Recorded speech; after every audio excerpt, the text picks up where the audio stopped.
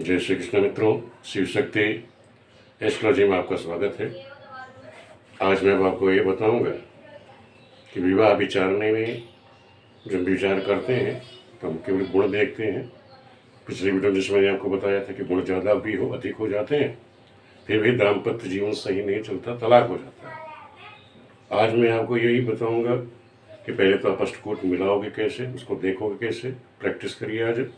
और उसके बाद ये बताऊँगा कि गुण कम हो। अनेक हैं तो लोग कहते हैं कम से कम विवाह में 18 गुण होने अनिवार्य है, लेकिन गुण ही नहीं देखा जाता। ये पिछली बार मैं आपको बता दिया है। उसके लिए क्या चीज़ देखनी चाहिए वो सब पूरी जानकारी आज दूंगा आपको, क्या क्या देखना है। और अगर 18 से कम भी गुण है, अगर 15 गुण भी हैं, तब भी दाम्पत्य जीवन सुखी होता है। क्यों होता है, क्या देखना चाहिए? केवल हम अष्टकूट ही देखते हैं। अष्टकूट के बाद जो कुंडली मिलान है, आज मैं आपको कुंडली मिलान सिखाऊंगा। द्वादश भाव कैसे विचारे जाते हैं उससे दिखाऊंगा। और जो द्वादश भाव के जो स्वामी हैं, ग्रहों की स्थिति आप कैसे देखोगे। तो जब तक आपको ये सब ग्रहों को देखना नहीं आएगा, भाव देखना नहीं आएगा, जैसे हम अष्टकूट मिलान करते हैं उसमें 8 चीज़ें देखते हैं, वो नक्षत्र, इसको कहते हैं नक्षत्र मिलान। इसी तरह कुंडली मिलान में भी 8 ही चीज़ें देखी जाती है। इसमें क्या है, 7 ग्रह प्लस लगन, वहाँ के अनिवार्य है 7 ग्रहों को देखना है। वो द्वादश भाव के स्वामी है, 7 ग्रह प्लस लग्न, वो 8 चीज। यहाँ अष्टकूट लग्न कुंडली में भी अष्टकूट ही है। वो 8 चीज़ें हमको कैसे देखनी है। हम तो एक चीज़ देखते कि नक्षत्र के अष्टकूट तो आपको देखना आता है, लेकिन कुंडली के जो अष्टकूट आपके हैं उनको कैसे विचारा जाता है वो आप लोगों को नहीं आता। कहने का मतलब यह 95% ऐसी तरह विद्वान है जिनको ये आता नहीं है। क्या करते हैं, केवल नक्षत्र मिलाया, उठा के डिक्लेयर कर देते हैं शादी बन रही है, नहीं बन रही। गुण देखा 17-18 है, उसी पे उन्होंने डिक्लेयर कर दिया, गुण मिल गए, शादी बन रही, जबकि हकीकत में सब अपोजिट होता है। इसलिए आप किसी के बच्चे की कुंडली मिला रहे हैं, उनके दाम्पत्य जीवन को मिला रहे हैं, उसके लिए आपको पूर्ण जानकारी होना अनिवार्य है। आज मैं आपको बताता हूँ कि कम गुण होने पर भी दाम्पत्य जीवन सुखी होता है। क्यों होता है, कैसे आप देखोगे, उसकी जानकारी मैं आपको दे रहा हूँ। आज मैं बताऊंगा आपको कि विवाह विचारने में कि 15 गुण में भी दाम्पत्य जीवन सुखी होता है, कैसे, इसका बारे में बताता हूँ। एक कुंडली मैंने ली लड़के की, ये है कन्या की। वर की कुंडली जो है तुला लग्न की है, कन्या की कुंडली मेष लग्न की है। ग्रहों की स्थिति आप देख लो। वर की कुंडली में सूर्य जो है तुला राशि में है, चंद्रमा कुंभ राशि में चंद्र केतु बैठे हुए हैं, और उसके वृष राशि में शनि बैठा है, कर्क राशि में बृहस्पति बैठे हैं, और सिंह राशि में आपका राहु बैठा है, और कन्या राशि में शुक्र बुध मंगल द्वादश भाव में बैठे हुए हैं। कन्या की कुंडली मेष राशि की है, सूर्य बैठा हुआ, द्वितीय भाव में राहु बैठा है, चतुर्थ भाव में चंद्र शनि है, अष्टम भाव में गुरु केतु बैठा हुआ है, और द्वादश भाव में बुध मंगल शुक्र। ये ग्रहों की स्थिति है। ये तुला लग्न की कुंडली, मेष लग्न की कन्या। नक्षत्र समझ लीजिए, वर का जो नक्षत्र है शतभिखा है, कन्या का पुख्य है। हम करते क्या है, केवल नक्षत्र मिलाते हैं। हम नक्षत्र कैसे मिलाते हैं ये तो आप लोगों को पता ही है।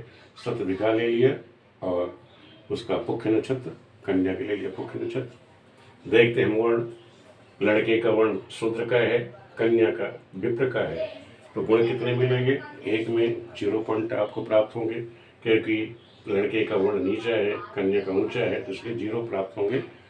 और शास्त्रों में लिखा है कि कन्या अगर विप्र वर्ण की है, शूद्र वर्ण का लड़का है, तो विवाह नहीं करना चाहिए, ऐसे आपको लिखित प्रमाण मिलते हैं। यहाँ वैश्य में क्या है, मानव जलचर है। मानव जलचर में 2 में केवल आधा गुण प्राप्त है, ये भी एक तरह से नहीं बोल रहा है। ताराबल हमने देखा, ताराबल निकालना आपको बताया था कि लड़के की से कन्या तक और कन्या के नक्षत्र से वर के नक्षत्र तक आप गिनोगे, जो है उसे 9 से जब आप भाग करेंगे तो यहाँ 3 आएगा और इधर 8 आ जाएगा। इसे कहते हैं ताराबल निकालना। योनि इसकी अश्व है लड़के की, कन्या की मेष है। इसमें अंक हमको वह 4 में 3 प्राप्त है। ग्रह मैत्री में शनि है, लड़के का की जो है शतभिखा कुंभ राशि है, स्वामी शनि हो गया। कन्या का पुख्य नक्षत्र है कर्क, तो स्वामी इसका चंद्रमा हो गया।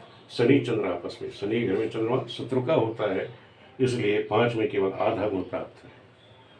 गणित क्या है, लड़के का राक्षस का है, कन्या का देवता का है। राक्षस देवता में केवल 6 में केवल 1 गुण प्राप्त होंगे। भकुट में हरिराशि दोष देखिए तो यहाँ कुंभ और कर्क में खड़ाष्टक दोष है, खड़ाक तो सोटे से राशि न मिलने से भी 0 गुण। नाड़ी इसकी याद इसकी मध्य है, नाड़ी दोष नहीं है, इसलिए 8 में 8 पॉइंट है। कहने मतलब ये है इनका जब हमने गुण मिलाया तो कुल 14.5 गुण है। अब 14.5 गुण देखते हम क्या कहेंगे, वे ग्रह मैत्री भी मिल नहीं खा रही है, गुण भी कुल 14 है, तो हम सीधे मना कर देते हैं, तो शादी बन ही नहीं रही है, किसी कीमत पर अब शादी मत करिए। यानी 95% विद्वान लोग यही करते हैं कि भाई कुंडली नहीं में छत्र में नहीं खा रहे, गुण को 14.5 गुण है, शादी बनी रही क्योंकि ग्रह मैत्री नहीं मिल खा रही, न गण मिल खा रहा है। सीधे देखिए न गण मिल खा, देवता राक्षसों कला कह देंगे, ग्रह मैत्री जिससे जीवन चलना वो नहीं मिल खा रहा है, सीधे कुंडली को रिजेक्ट कर देंगे। क्या जो चीज़ देखनी चाहिए, मैंने आपको पहले बताया, सर्वप्रथम हमारा कर्तव्य होता है, कुंडली आपके सामने आई तो पहले आप देखोगे कुंडली में स्थिति क्या देखना है, पहले मंगली कि बच्चे मंगली तो नहीं है, मंगल की स्थिति क्या है।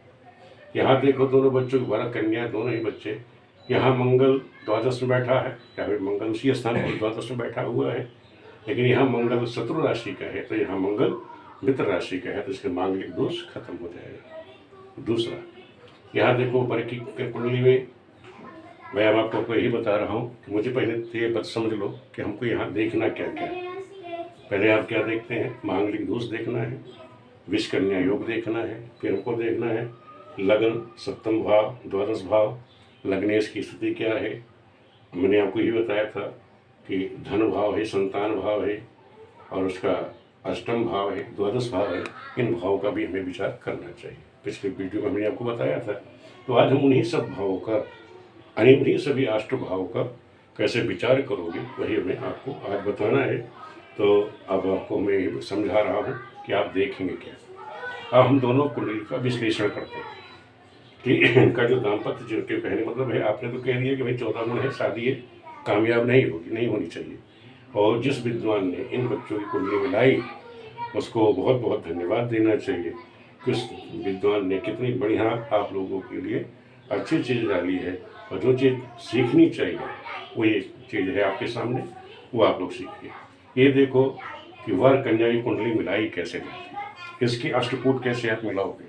अष्टकूट पहले हम सातों, पहले आप लग्न देख लीजिए, पहले हम लग्न मिलाते हैं। लग्न में आप क्या देखोगे, यहाँ लग्न जो है तुला है, यहाँ मेष है। हमेशा ध्यान रखो जो लड़के की लग्न है उससे 7वां भाव क्या होता है, पत्नी का होता है। तो यहाँ अगर कोई तुला लग्न का है उसके लिए पत्नी कौन सी बेस्ट रहेगी, मेष लग्न वाली, या उसकी त्रिकोण वाली, या कुंभ लग्न की हो या मिथुन लग्न की। हमेशा ध्यान रखो किसी लड़का है तो उसके लिए पत्नी कौन सी बेस्ट रहेगी, वो कुंभ की हो, मेष की है, मिथुन, ये सबसे उत्तम दाम्पत्य जीवन के लिए इस तरह से हमको बताना चाहिए। कन्या कुंडली में हम क्या देखेंगे कि जैसे उसका जो लग्न है उससे सप्तम और त्रिकोण राशि, इससे अगर करके विवाह होता है तो दाम्पत्य जीवन बहुत सुंदर चलता है। अब इन दोनों कुंडलियों में हमने देखा कि यहाँ ये तुला है तो इसके लिए मेष लग्न की कन्या होनी चाहिए, कन्या मेष लग्न की है, इसे तुला लग्न का पति चाहिए। ये अब यहाँ आप देख लो कि ये मेष लग्न की है, तुला लग्न का लड़का है, इसको मेष लग्न की लड़की मिल रही है। एक तो आपने लग्न देखा कि जो चाहिए वो चीज़ यहाँ विद्यमान है। फिर दूसरा आपने क्या देखना है, मंगल, दोनों बच्चे मंगली है, यहाँ मंगल शत्रु का है, यहाँ मंगल मित्र का हो गया, मांगलिक दोष को ये खत्म कर रहा है। फिर देखिए लग्न में क्या बैठा है, यहाँ सूर्य, लड़के की कुंडली में जहाँ सूर्य कमजोर है, नीच का है, वही लड़की की कुंडली में सूर्य क्या है, उच्च का है, इसके दोष को दूर करेगी। यहाँ दोनों में सामंजस्य हमको दिखाना है, ग्रहों का सामंजस्य क्या है, जो चीज़ की कमजोर है उसकी पॉजिटिव है कि नहीं, उसका पॉजिटिव है तो उसका निगेटिव है कि नहीं। तो वो चीज़ अगर आपको मिलाना आ गया तभी तो बच्चों का दाम्पत्य जीवन अच्छा चलेगा, क्योंकि यहाँ दो बच्चों का जीवन मिला रहे। तो आपने पहले सूर्य देखा, यहाँ नीच का है और यहाँ सूर्य उच्च का है, यहाँ मंगल शत्रु का है तो यहाँ मंगल है मित्र का है। फिर हम क्या देखेंगे, सूर्य चंद्र मंगल हो गया। अब बुद्ध की दशा देखिए, बुद्ध यहाँ उच्च का है, द्वादश भाव में बुद्ध यहाँ उच्च का है तो यहाँ बुद्ध नीच का है, यानी इसकी नीचता को यहाँ का बुद्ध जो है उच्च का वो कवर करेगा। फिर यहाँ का लग्न देखो शुक्र क्या है, यहाँ का शुक्र द्वादश भाव में जाकर के नीच का है, तो वहाँ द्वादश भाव में शुक्र उच्च का है। द्वादश भाव के मैंने बताया था ये सही सुख का कारक। अब सही सुख में देख लीजिए, जब शुक्र द्वादश भाव में बैठा हो तो उनका दाम्पत्य जीवन यानी सही सुख में कोई कमी नहीं होती है। भोग रास्ता के जीवन में कहीं कोई कमी नहीं आती। हमेशा ध्यान रखो, किसी कुंडली में चाहे शुक्र नीच का ही क्यों ना बैठा हो, लेकिन यहाँ तो कुंडली में यहाँ नीच का है तो वहाँ शुक्र उसका उच्च का हो गया। शुक्र मंगल के साथ शुक्र, यहाँ भी ध्यान रखो, यहाँ शुक्र मंगल ये सप्तमेश लग्नेश दोनों की युति है, यहाँ भी लग्नेश सप्तमेश की युति है। बुध जो है यहाँ भी योग कारक है, यहाँ भाग्य त्रिकोण का स्वामी। तो इस तरह से देखिए कि यहाँ भी तीनों ये ग्रह यहाँ द्वादश में बैठे हैं, यहाँ भी वही द्वादश में वही ग्रह बैठे हुए हैं। तो कहने का मतलब यह है कि हमने क्या क्या देखा कि सूर्य यहाँ नीच का है लड़के का, तो लड़की का उच्च का हुआ। चंद्र केतु, अब चंद्रमा देखिए यहाँ लड़के को नहीं, चंद्र केतु का यहाँ ग्रहण योग बना हुआ पंचम भाव में। लेकिन जब चंद्रमा का यहाँ केतु ग्रहण योग बना है, लेकिन चंद्रमा कन्या कुंडली में क्या है, स्वग्रह है। जो चीज़ यहाँ निगेटिव है यहाँ इसकी पॉजिटिव हो गई। जैसे सूर्य यहाँ निगेटिव था वहाँ अच्छा हो गया, इसी तरह मंगल यहाँ निगेटिव था वहाँ उच्च वो मित्र का हो गया। यहाँ चंद्र केतु ग्रहण योग है, यहाँ चंद्रमा स्वराशि है। अब देखिए बृहस्पति तो भाई यहाँ उच्च का बैठा हुआ है, यहाँ बृहस्पति कर्क राशि में उच्च का है। तो यहाँ की यहाँ शनि लोग, चंद्र शनि आप देख लो क्या कहते हो, विषयोग बन गया। हम लोग क्या कहते हैं, चंद्र शनि कहीं बैठे देख देंगे हम तो सीधे कहते हैं तो विषयोग बना हुआ है। अब देखो इसके विषयोग को यहाँ जो बृहस्पति है कर्क राशि में, चंद्रमा शनि बैठा है कर्क राशि में, तो यहाँ बृहस्पति उच्च का है, इसके दोष को ये खत्म कर देगा। अगर इनका दाम्पत्य जीवन होता है ये इनके दोष को दूर करेगा, क्योंकि बृहस्पति यहाँ उसी कर्क राशि में यहाँ उच्च का बैठा हुआ है। अब देखिए कि यहाँ अष्टम, हम क्या कहते हैं, मैंने आपको पिछली वीडियो में बताया था कि शुक्र में शनि बैठा हो या शुक्र की राशि पे शनि की दृष्टि हो तो उस दाम्पत्य जीवन को बर्बाद करता है, उस भाव को बर्बाद कर देता है। तो जो चीज़ अष्टम भाव को यहाँ बर्बाद कर, शुक्र से बर्बाद कर रहा है, तो यहाँ लड़की की कुंडली देख लो अष्टम भाव में क्या है, बृहस्पति केतु के साथ योग कारक बना का बैठा हुआ है। इसके यहाँ दोष को यहाँ बृहस्पति दूर कर देगा। और आपको क्या देखना है, मैं आपको फिर दोबारा रिपीट कर देता हूँ आप लोगों को कि वर्ग का जैसे मेष है तो कन्या के मेष में मैंने राशि बताई कैसे आप लोग मिलाओगे। सूर्य यहाँ नीच का है तो वहाँ सूर्य उच्च का है कन्या कुंडली में। चंद्र केतु का है ग्रहण योग है तो वहाँ चंद्रमा स्वराशि है। मंगल यहाँ द्वादश भाव में है तो वहाँ मंगल द्वादश भाव में है, मांगलिक दोष को खत्म कर रहा है। बुध जिसमें उच्च का है लड़की कुंडली में तो कन्या में नीच का है, उसकी नीचता को यहाँ का बुध दूर करेगा। शुक्र नीच का है, आप देख लो शुक्र में यहाँ कर्क की कुंडली में बताया तो शुक्र यहाँ नीच का तो यहाँ उच्च का है, तो यहाँ सुविधा उसकी दूर बन जाएगी। बृहस्पति मैंने बता दिया कि यहाँ बृहस्पति उच्च का है और वहाँ बृहस्पति शनि बैठा हुआ है कर्क राशि में, इसलिए इसके जो कर्क का शनि है, चंद्रमा के घर में शनि बैठा विषयोग बना रहा है, यहाँ बृहस्पति उच्च का होकर के उस दोष को दूर कर देगा। फिर शनि अष्टम में मैंने बताया शनि यहाँ अष्टम बैठा हुआ है और यहाँ बृहस्पति केतु के साथ अष्टम बैठा है, इसके दूर को अपने सभी ग्रहों को देख लिया, किसका, सूर्य का, चंद्रमा का, मंगल का, बुध, गुरु, शुक्र, शनि, और ये सातों ग्रह हो गए। लग्न देख लिया, ये 8 ही चीज़ें।